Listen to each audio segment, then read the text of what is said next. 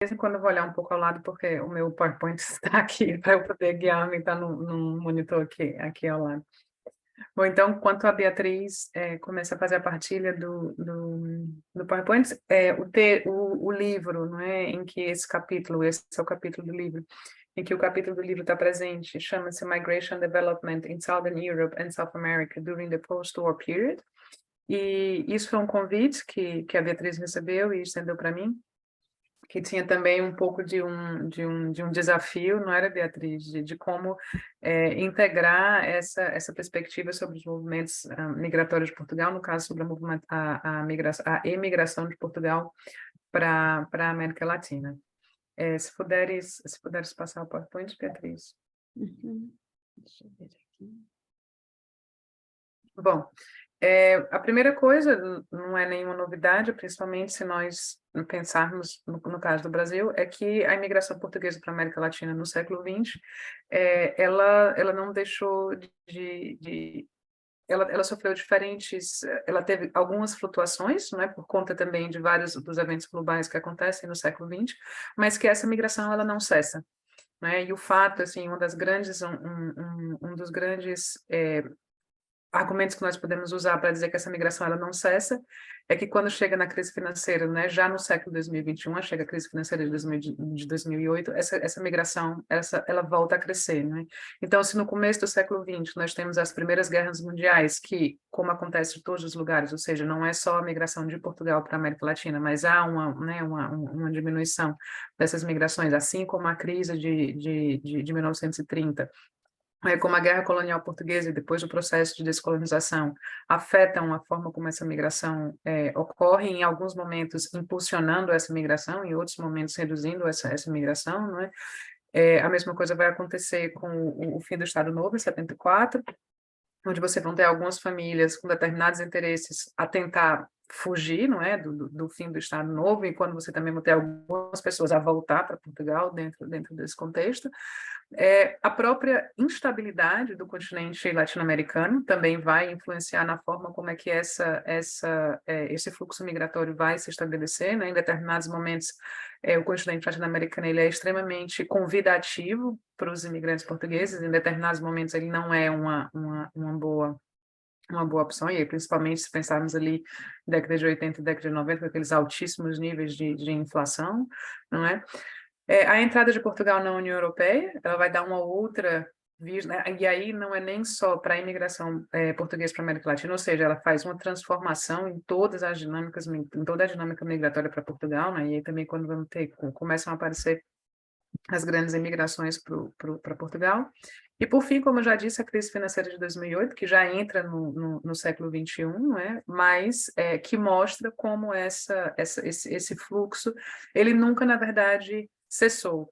E não é só para o Brasil que pode ser o que seja o mais visível por questões óbvias, mas como Beatriz e eu estávamos a falar um pouco antes do evento, era que pensar que olhar para esses fluxos, principalmente, ou seja, a literatura sobre a migração portuguesa, ela tem se dedicado muito para a imigração dentro da Europa, né, Luxemburgo, França e Suíça, também tem uma grande literatura vasta para a imigração para os Estados Unidos, mas um pouco dos estudos em relação à migração para a América Latina, com exceção do Brasil, eles ficaram um pouco adormecidos, né? E se nós pensarmos que o fluxo dos lusos venezuelanos que vem com a crise humanitária que a Venezuela experimenta desde de meados, ou seja, 2014, mais ou menos, é impossível perceber esses fluxos sem haver um conhecimento de como do que é que justificaria, do que é que estaria por trás é, desse impulso, né? Para algumas pessoas, às vezes, Beatriz e eu trabalhando sobre as migrações, os lusos venezuelanos que chegaram em Portugal, e às vezes para algumas pessoas é uma grande, ou seja, para Portugal pode ser que seja óbvio, mas para quem está fora de Portugal é uma grande surpresa saber que existia um fluxo tão intenso, não é que estaria por trás desse retorno tão forte e intenso também dos venezuelanos para Portugal. Próximo, Beatriz. Bom, no caso do Brasil, que acaba que na América Latina, né, dentro do contexto da América Latina, é uma das, digamos assim, a mais clássica, não é, por conta das relações coloniais e etc. E se nós pensarmos especificamente no século XX, né, são as duas primeiras décadas onde é o período mais intenso. Né? Embora ali ainda se consiga mapear esses fluxos até os anos 60, mas assim, o que se experimenta nesses dois primeiros, nessas duas primeiras décadas são muito fortes, né? Mais uma vez, um pouco daqueles eventos que eu falei, a Primeira Guerra Mundial, as duas guerras mundiais, a recessão e as políticas restritivas de ambos os países, né? Porque vai ter um momento que Portugal vai tentar controlar a saída dos portugueses, assim como o Brasil também vai aplicar uma política muito restritiva de que tipo de europeus eles querem que venha para o Brasil, né, dentro daquela política ali do Vargas de embranquecimento, de embranquecimento da população. E nesse momento, os portugueses que se deslocam para o Brasil, eles são principalmente agricultores e de uma classe trabalhadora. Isso fica muito marcante durante dessas duas primeiras décadas, porque vai mudar, não é?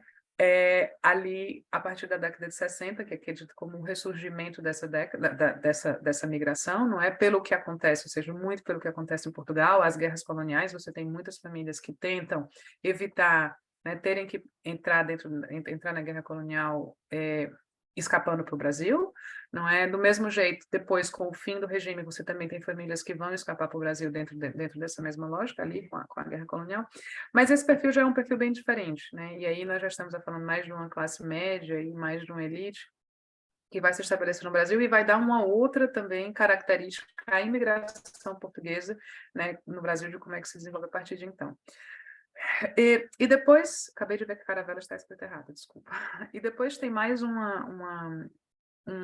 fluxo dessa migração, que ele é menos falado, mas que eu acho que para quem viveu no Brasil naquela época ele é extremamente importante, não é? E quem vai dar visibilidade a ele é a Feldman Bianco, principalmente, que ela chama do Retorno das Caravelas, né? Ali na década de 90, muito influenciado pela política de privatização do presidente Fernando Henrique Cardoso naquela época, né, em que consegue atrair uma série de investidores portugueses, uma série de empreendedores portugueses, né, a aproveitarem, digamos assim, essa janela de uma possível de investimentos, ou seja, de uma forma diferente de chegar até o Brasil, digamos assim, né? Esse seria o caso do Brasil. Esqueci de dizer no começo que nós vamos centrar em três países, que seria o Brasil, a Argentina e a Venezuela, que acabam são os países que recebem grandes números de imigrantes portugueses, não é? Então, depois tem a Argentina, não é, que também tem um fluxo bastante particular, não é, porque o pico dessa imigração é principalmente no final do século XIX e no começo do século XX, não é, quando chega esse número massivo de quase 80 mil portugueses. É muito interessante, é muito particular o caso da Argentina, que depois podemos até fazer uma relação com o caso da Venezuela, mas que é bastante diferente do caso português, porque esses imigrantes saem predominantemente do Algarve e da Guarda, né? Existe uma grande ligação familiar, né? Essa migração é quase que uma migração em rede, ou seja, essas famílias vão levando as suas famílias, né? Principalmente dessas duas áreas, para a Argentina, e também, ao contrário do que vai acontecer no Brasil, não há um spread, um espalhamento, se existisse essa palavra, da população portuguesa no território argentino. Na verdade, há uma concentração em Buenos Aires, principalmente, não é? E também na Patagônia. A Patagônia claramente ligada à questão da exploração de óleos e refinarias, enquanto essa concentração em Buenos Aires ela vai se dar em determinados setores, também muito ligado para essa questão familiar, né? Ou seja, os setores da construção, horticultura e floricultura, né? Mas essa acaba dessas três migrações, desses três fluxos, desses três países que nós vamos falar, essa na verdade é a que fica mais adormecida e que ainda não se viu nenhum grande retomar, né, de uma imigração portuguesa para a Argentina desde então. E a terceira, né, que seria a imigração portuguesa para a Venezuela, que eu também acabei de ver que está errado, né, peço desculpas, não é? Que aí é bastante particular e pelo que eu falei anteriormente, ela vai Eu acho que a importância que a migração portuguesa para a Venezuela tem, ela, claro, se dá naquele momento, mas também hoje com esse retorno dos venezuelanos, né, que vai trazer uma série de questões, desde, né, de repensar o que é a cidadania portuguesa, desde repensar o que é essa pertença ao país, desde repensar o que são as próprias políticas de apoio às diásporas que vão acontecer. Né? Então, principalmente a partir de 1939 que chega o primeiro contingente de portugueses para trabalharem na Venezuela. Né? Ali, a indústria de óleo, a indústria do petróleo em Curaçao tinha começado a se desenvolver, e esses portugueses vêm sobretudo da madeira, né? São vistos como bons trabalhadores, então passa-se também quase que ativamente a buscar a querer mais portugueses para trabalhar nessa área, ou seja, nessa época também há uma política muito ativa do governo venezuelano para atrair imigrantes, né? Depois, entre 1950 e 1981, e aí a migração massiva dos portugueses para a Venezuela, ou seja, que esse número ele mais do que quadriplica, não é? E aí também há muitas possibilidades para esses imigrantes não só trabalharem nessa área, mas também para investir. Também há uma abertura para investimentos por parte do governo venezuelano nesse momento, e também essas políticas migratórias eram as políticas que favoreciam a reunificação familiar. Né? E esse movimento ele continua sendo um movimento intenso entre os portugueses que vão para a Venezuela e voltam para o Brasil, ou seja, até chama-se que é um movimento pendular entre esses dois países, né? Daí ser tão falado dos lusos venezuelanos, você escuta muito mais falar até mesmo do que dos lusos venezuelanos do que dos lusos brasileiros, né? Em termos de números e visibilidade em Portugal, né? E é principalmente a partir da crise de 2014 que se torna ainda mais visível a questão dos lusos venezuelanos para Portugal. Portugal teve uma ação muito, né, Portugal agiu muito ativamente no que dizia respeito aos cidadãos luso-venezuelanos que estavam em Portugal, que estavam na Venezuela nos momentos mais críticos, com apoio dos consulados, com apoio dessas associações. Né? E essas associações, para o próximo. E as associações portuguesas na América Latina, ela é uma característica da imigração brasileira da imigração portuguesa para o continente, não é? Ela funciona como uma chave de apoio muito forte, né, e de referência mesmo para esses imigrantes, né?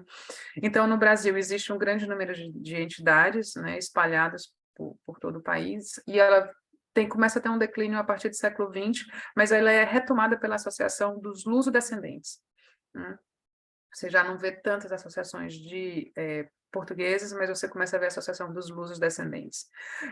Na Argentina, como essas redes, como a migração era principalmente uma imigração familiar, ela também tinha muito papel, elas eram muito importantes, essas associações, para a inserção dos recém-chegados. E ficaram localizadas, sobretudo, em Portugal. Ainda existem algumas na Argentina, continuam-se associações portuguesas, mas, claro, com menos força do que eram anteriormente. E na Venezuela, basicamente, você tem associações de portugueses em todas as cidades, né? E uma das características é que há uma participação também nessas associações de investidores venezuelanos tentando promover ou tentando ter mais oportunidades para poder fazer lobby no que diz respeito a negócios, negociações, oportunidades de empreendedorismo em parceria. E aí eu passaria a palavra para a Beatriz. Obrigada, Thaís. E então, antes de passar à próxima slide, eu gostaria de partilhar convosco que há vários anos atrás nós fizemos também trabalho de campo na Argentina, no Brasil e no Uruguai, e foi muito interessante o que nós presenciamos, foi o valor e a importância destas associações, como uma forma de manter viva, não é, a cultura e eu diria mais que a cultura na Argentina e em Uruguai portuguesa que a língua, porque a língua realmente não perdurou, não é? No Brasil é diferente. Mas então foi muito interessante ver o papel que estas associações tiveram e que ainda têm em manter estes laços, não é? Não tanto, por exemplo, neste caso, de voltar para Portugal, mas sim de manter a conexão e que ainda até hoje estas associações do Cone Sul, que são mesmo do sul do Brasil, não todo o Brasil, do sul do Brasil, Argentina, Uruguai e algumas em Paraguai, que são muito poucas, também têm umas reuniões, uns encontros periódicos que mantêm aquela, digamos, aquela vida. E agora sim vou passar mais como consequência dos fluxos, agora olhamos para as políticas, não é? E como bem disse a Thaís, a migração, não é? A migração desde a perspectiva, desde a óptica de Portugal, é uma continuidade estrutural, mesmo, não é? E mesmo que foi resistido, mas mesmo após a transição de Portugal como país de migração, como país de destino, que aconteceu já quase na viragem do século XXI, não é? Mas isto continuou, sempre foi uma realidade em Portugal. E além desta realidade, como também bem disse a Thaís, o Brasil sempre representou uma continuidade como país de destino, mesmo quando houve muitas alterações, não é, da imigração para outros destinos, sobretudo para a Europa, após a guerra, não é?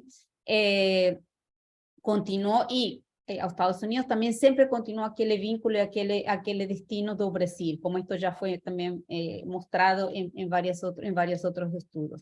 Mas o interessante do Brasil também é ressaltar o caso da bidirecionalidade, porque esta bidirecionalidade, em diferentes momentos, não é? É o que alimenta e vai fortalecer esta viragem, esta transformação de políticas para a imigração a políticas de vinculação. Então, um pouco seguindo ou respondendo às políticas portuguesas de imigração e para imigrantes, em Portugal têm sido sempre ambíguas, contraditórias, refletindo estas transformações tanto da origem, ou seja, o que estava a acontecer em Portugal, como o que estava a acontecer no destino. E de aí que nós, se olhamos para as políticas, embora nós neste capítulo tentássemos focar na realidade portuguesa a partir da Segunda Guerra Mundial, é muito difícil só falar a partir da Guerra Mundial, temos que ver como era antes e como é depois. Então, em termos das políticas,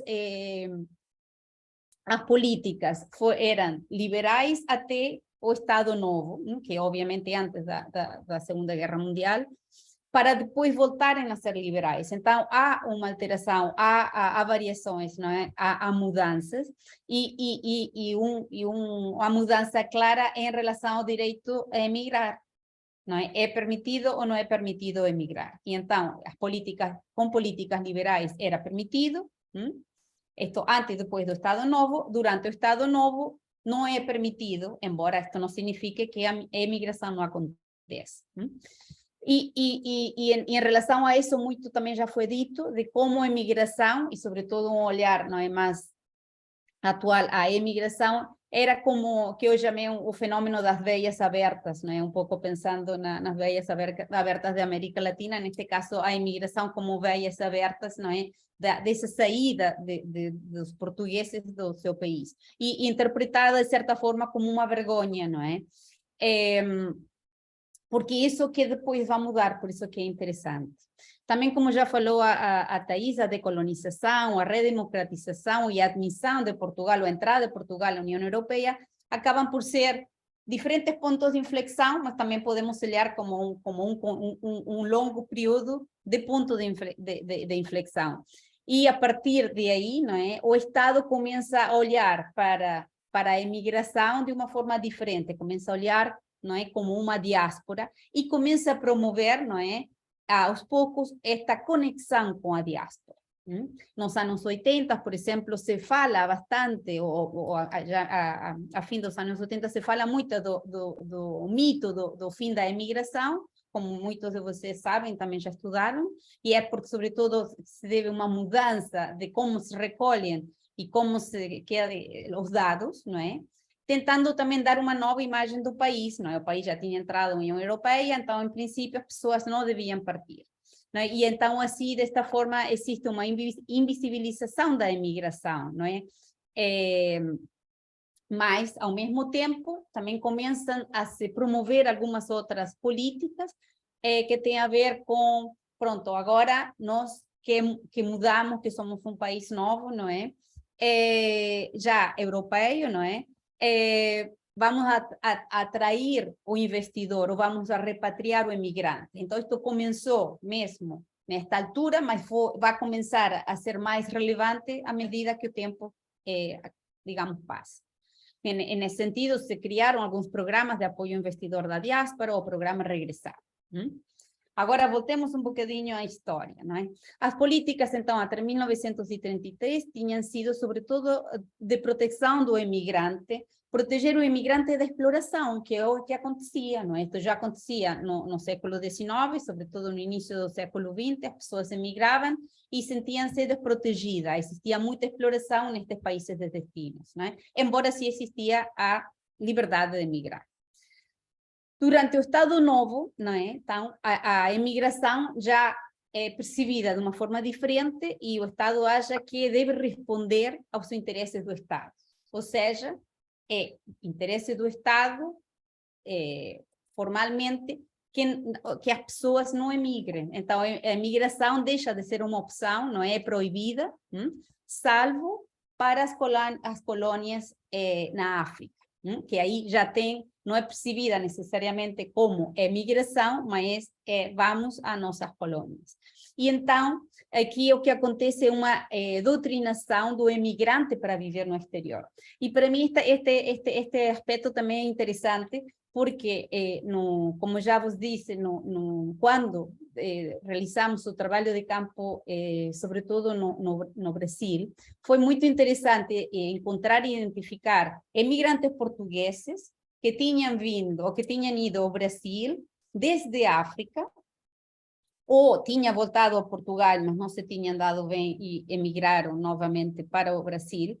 E então eles mencionaram e contaram uma história desta doutrina, desta forma de ser adotrinados para, não é, como emigrantes para viver no exterior, e também como eram obrigados frequentemente a voltar a Portugal para, digamos, se aportuguesarem novamente e também para vir a gastar o dinheiro que tinham conseguido fazer nas colônias e que ficasse alguma coisa no exterior. E então, muitas vezes, o próprio português, nesse sentido, sentia-se enganado, não é? No momento não pensavam dessa forma, mas uma vez já que tinham feito mais outra imigração para o Brasil, perceberam esse, digamos, interesse do Estado, o interesse interesseiro, digamos, não é? A partir de aí, há várias mudanças das políticas para a imigração, para os imigrantes, antes de se tornar uma política de vinculação, que é, por exemplo, em 1944, o passaporte é permitido só para trabalho agrícola com pessoas que tivessem uma proposta de trabalho. Já em 47, a Junta de Imigração é criada, e aqui a Junta de Imigração, depois quem estudou imigração, é uma entidade que aparece sempre repetida, mas é criada não necessariamente para ajudar o imigrante, senão para controlar e para regular a imigração, porque oficialmente não era permitido, não se pretendia que as pessoas emigrassem. E de aí, por exemplo, passa a legislação que jovens, não é, até os 40 e poucos anos, não é, ou que se chama hoje em dia a população econômica ativa, não podiam emigrar, ou aqueles que não tivessem acabado a primária, por exemplo, não podiam emigrar. E então, parece contraditório, mas na verdade não era, porque naquela altura existia uma alta taxa de analfabetismo, e então, na verdade, o que não se queria, que era a população economicamente ativa, emigrasse, não é?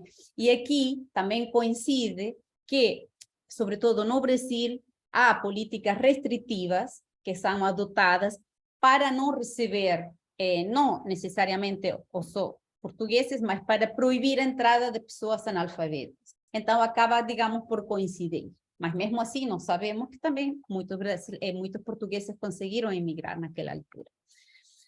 A partir de 1960, a imigração passa, digamos, a ser importante para a imigração portuguesa passa a ser importante para a reconstrução da Europa, então aumenta.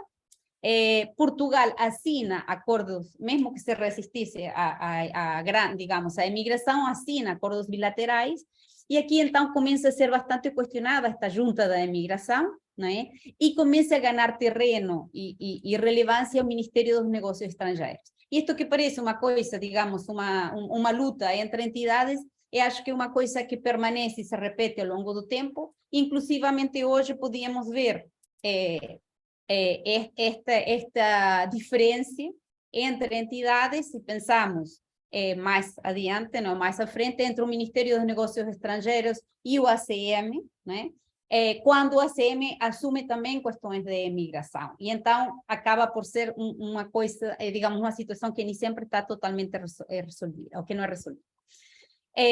Vai-se criar a comissão interministerial, não é? Porque se pensa que a colaboração devia ser transversal entre ministérios e entidades para digamos, lidar com a situação, o fenômeno da imigração. E se vê também a política emigratória, não é? Ou a política de imigração como uma política de emprego. Então, por exemplo, neste momento, o Ministério da Providência Social assume novas responsabilidades, a junta começa a perder terreno, o Ministério dos Negócios Estrangeiros começa a assumir mais responsabilidade e mais centralidade, sobretudo, como mencionei, devido a muitos dos acordos bilaterais, e então de que o Ministério dos Negócios Estrangeiros tivesse um papel, não é, já nos países de destinos, não é? Por outro lado, também sabemos que o Estado Novo, mesmo que proibisse formalmente a imigração, tem uma aplicação, às vezes, laxa dessa política, e todos sabemos que existia o que se chamou a imigração clandestina, ou isso de saltar, não é? Saltar a fronteira. Por quê? Porque, no fundo, também existia interesse nas remessas, não podemos esquecer daquela indústria da imigração que tanto se tinha falado antes, não é? De certa forma, continuava. Já para fim digamos, do período do Estado Novo, em 1970, se cria o Secretariado Nacional de Imigração, com Caetano, e a partir digamos, da Revolução, o país tem que se reorganizar. Então, neste momento, o tema da imigração fica, digamos, em suspenso, porque o país tinha outras prioridades. No entanto, e não vamos falar aqui dos fluxos, porque estamos pensando sobretudo na América Latina, se houve, não sabemos, movimentos, não é, de pessoas, sobretudo de pessoas vindas das ex-colônias a Portugal. A Constituição de 76 restabelece o direito a emigrar, que é muito importante, e já a partir dos anos 80 começamos também a perceber algumas mudanças. Por exemplo, se cria o Instituto, primeiro se cria o Instituto de Apoio à Imigração e às Comunidades Portuguesas, que vai ser substituído pela Direção Nacional de Assuntos Consulares das Comunidades Portuguesas, focando agora sim mais nos portugueses na diáspora. Então, aqui, os portugueses na diáspora, né, desde o olhar do Ministério dos Negócios Estrangeiros nos destinos, então se foca na integração no país onde as pessoas tinham emigrado. Que este também é um novo olhar, uma nova forma de interpretar as políticas portuguesas em relação à imigração. Mas o interessante desta época é que as entidades que vão a ser responsáveis ou que vão trabalhar ou legislar ou regular ou funcionar em relação com a imigração vai sempre mudando, não é? E também aqui se verifica uma viragem, não é? No interesse, ou no que seria o bem-estar dos portugueses que moram no estrangeiro, que não era necessariamente um interesse que existia antes. Foi um momento também da Manuela Aguiar, não é? Que foi a primeira secretária de imigração e que com suas ações e com sua intervenção melhora as respostas com políticas específicas para os portugueses que moravam no estrangeiro. Então, esta ideia de imigrantes ou de imigração foram substituídas pelas comunidades portuguesas no estrangeiro. E se começa o diálogo com essa chamada diáspora, não é? Se cria também o Conselho das Comunidades, que foi a primeira experiência de diálogo com a diáspora, e essa diáspora que não é uma diáspora menor, pensamos em que nessa altura eram 4 milhões de portugueses não estrangeiros, e nós sabemos que até hoje, não é, há 10 milhões de portugueses em Portugal, ou seja, 4 milhões, estamos a falar de uma diáspora relevante. Já voltando um bocadinho a outro tema vinculado com a diáspora, mas que tem a ver também com a identidade nacional, houve uma viragem. Com o fim do Império Português, se inicia um novo debate sobre a identidade nacional. Esta nova identidade vai misturar, digamos, o que estava vinculado com o colonialismo, a presença portuguesa nas ex-colônias, a emigração e a imigração. Então, Portugal olha para si como uma nação desterritorializada global, não é? Onde a comunidade imaginada, não é, de Anderson, é basicamente a volta da lusofonia. Então, esta também é uma nova mudança. Portugal renasce como uma nação que valoriza a ancestralidade mais do que a identidade cultural, segundo Rocha Trindade. Os portugueses na diáspora já não são imigrantes, não são imigrantes, mas os responsáveis de espalhar Portugal pelo mundo. Então, aqui vai mudando claramente. Os novos portugueses partilham a cultura nacional globalmente. Então, existe esta viragem, este giro diaspórico, não? Diasporic turn, como diz Ragazzi. Há uma mudança de imagem. O Estado português, não é, se apresenta como um Estado moderno, não já um Estado, digamos, que perdia os seus nacionais porque não se tinha desenvolvido. Então, agora o Estado moderno está comprometido com a diáspora através da criação de uma herência cultural e política. Então, o Estado se preocupa com a proteção dos seus cidadãos, não é? É o que Gamlen Levy de la ESA fala, não é? Desta política de vinculação, que é também muito simbólica, não é? Além de muitas intervenções. Mas os portugueses conseguem, ou têm mais direitos no estrangeiros, se reconhece a sua contribuição no desenvolvimento da nação, no desenvolvimento de Portugal, não é? Existe esse reconhecimento, e começa Portugal a fomentar uma membresia, não é, transnacional entre os cidadãos que moram no estrangeiro, não é? No entanto, a relação entre o Estado e a sua diáspora não sempre tem sido linear, nem sempre tem sido da mesma forma, mas com tensões. Nem sempre tem sido totalmente coordenada, organizada e integrada, e sempre mostra, digamos, mudanças de política, segundo nos dizem Marques e Góes, não é? Em 1990, ao fim de 90, né? Quando Portugal também vira país de imigração, como país moderno europeu desenvolvido, então esta visão, este vínculo, esta relação com a diáspora muda, não é? E a partir do ano 2000, digamos, a vergonha, de certa forma, que era apresentada, não é? Nos anos 60, sobretudo, a vergonha da imigração vira oportunidade. Não é? Então, agora Portugal se foca no sucesso da diáspora portuguesa, não é? E Portugal, digamos, começa a ganhar, a imigração começa a ganhar um lugar importante na política externa portuguesa. Já pensando a partir deste momento, será que este é um novo capítulo, não é? O orgulho e o legado transnacional de Portugal, não é? Podemos fazer uma releitura da história, não é? E aqui pensamos que as antigas políticas, e acho que este caso é muito interessante, eu já apresentei, e acho que é muito interessante refletir em relação, sobretudo, ao Brasil, mas como entre os dois países, digamos, resultam políticas de vinculação muito interessantes. Então, as antigas políticas do Estado português para os emigrantes, sobretudo aquelas viradas para as relações internacionais, evoluíram. E vão evoluir em políticas de vinculação diaspórica, sobretudo em relação ao Brasil, porque acho que o Brasil é o exemplo mais claro, não é? As políticas que serviam ao país de origem, ou seja, a Portugal e aos portugueses que moravam no Brasil ou que moravam no estrangeiro, e as políticas de destino no Brasil, não é?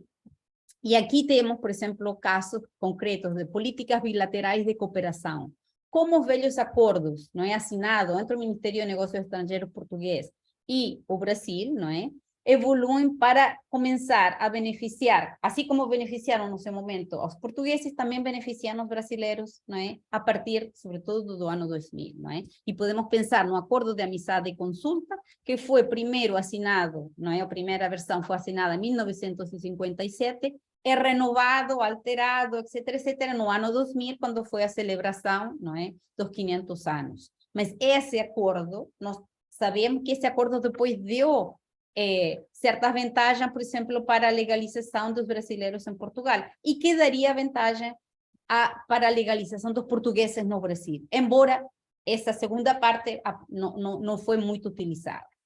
Também os acordos de cooperação consular assinados em 1995, pelo qual tanto Portugal como Brasil abrem, não é, ou permitem a utilização dos seus consulados em países terceiros quando um destes países não tem consulado. Então, isto não é uma situação comum que se olha ou que podemos identificar em políticas entre países, não é? O mesmo Acordo de Segurança Social, primeiro assinado em 69, depois renovado em 95, que por acaso acaba de servir como modelo para os acordos entre os países ibero-americanos em 2007. Um acordo que se assinou em Chile, não é? E que, pelo qual os países de Iberoamérica, ou seja, Espanha, Portugal e os países latino-americanos, assinam acordos de segurança social. E, por último, mencionar, e não vamos entrar em detalhe, porque não é objetivo, a concessão dos direitos políticos, tanto de voto como de representação. Os direitos políticos no exterior representam uma extensão da cidadania e uma estratégia para manter os laços vivos com a comunidade no exterior. E neste sentido se chama, ou se denomina processo de cidadania transnacional, segundo o Paulo. Contudo, também é interessante ressaltar que muitas vezes não olhamos, não damos valor tanto ao voto no estrangeiro, aos direitos políticos de voto e de representação, mas que não são tantos os países que realmente contam com esta possibilidade. Contudo, muitas vezes o que tem acontecido é que o tema da imigração ou da diáspora portuguesa não é um tema, embora esteja na política exterior portuguesa, não seja um tema dominante durante as eleições ou mesmo no debate partidário. E só para concluir, vou aqui a ligar o meu computador, que vai ficar sem bateria. Só para concluir, então, como vimos, a imigração é um tema presente na realidade política portuguesa, assim também como na agenda de investigação, não é? A existência, por exemplo, só do Observatório da Imigração já indica que é um tema relevante e que há diferentes formas de que esse tema continue a ser relevante.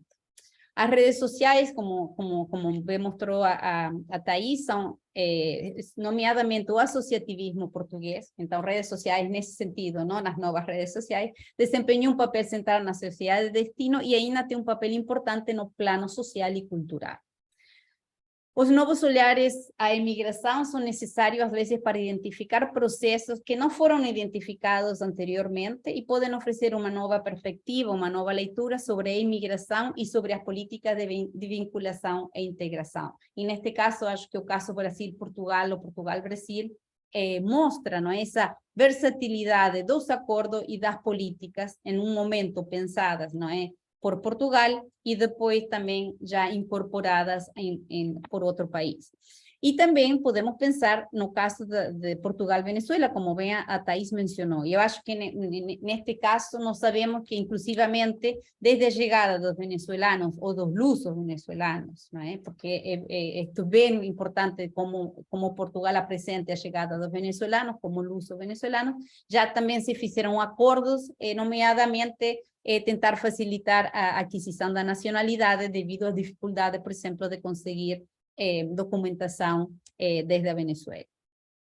Por exemplo, também podemos pensar como na nova estratégia de imigração de 2015 alterou novamente o panorama das políticas migratórias, como o tema da emigração e da imigração é incorporado, digamos, nestas estratégias, embora, ao meu ver, ainda não está resolvida como é a vinculação entre migração e imigração, e nem está resolvido todo, não é, as prioridades e como se articulam, não é?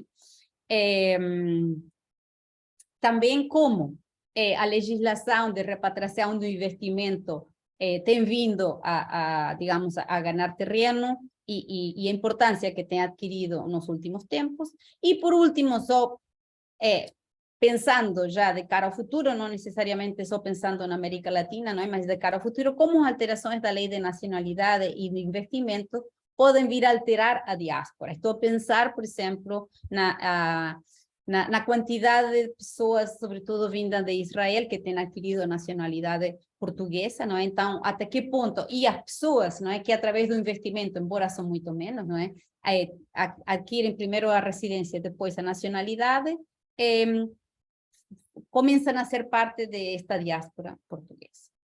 E acho que eu finalizo por aqui. Não sei se a Thaís quiser mais acrescentar alguma coisa mais para a conclusão. Beatriz, eu só gostava de acrescentar 2 pontos, já que tu falaste da nova estratégia da migração de 2015, trazer um pouco de como a imigração continua sempre sendo uma questão para Portugal. E aí eu estou a lembrar da crise de austeridade de 2018, né, quando a imigração, mais uma vez, é tanto colocada como uma possibilidade né, de ultrapassar essa crise, né, que se diz, né, espera-se que as pessoas migrem, mas como vários portugueses vão realmente imigrar nesse momento, não é? Ou seja, que continua a fazer, ou seja, que a imigração realmente, eu acho que é um traço de Portugal, né, se você pudesse dizer assim, e o outro ponto era em relação à a última frase do teu slide, que era sobre a questão da lei da nacionalidade, de como é que isso tem vindo a alterar. Eu acho que também nós podíamos pensar como é que os programas que o governo português tem criado para apoiar a diáspora, né, que deseja voltar ao país e que desejam fazer investimentos ou abrir algum tipo de negócio, ou que são qualificados, alguma coisa, porque inclusive nos regimes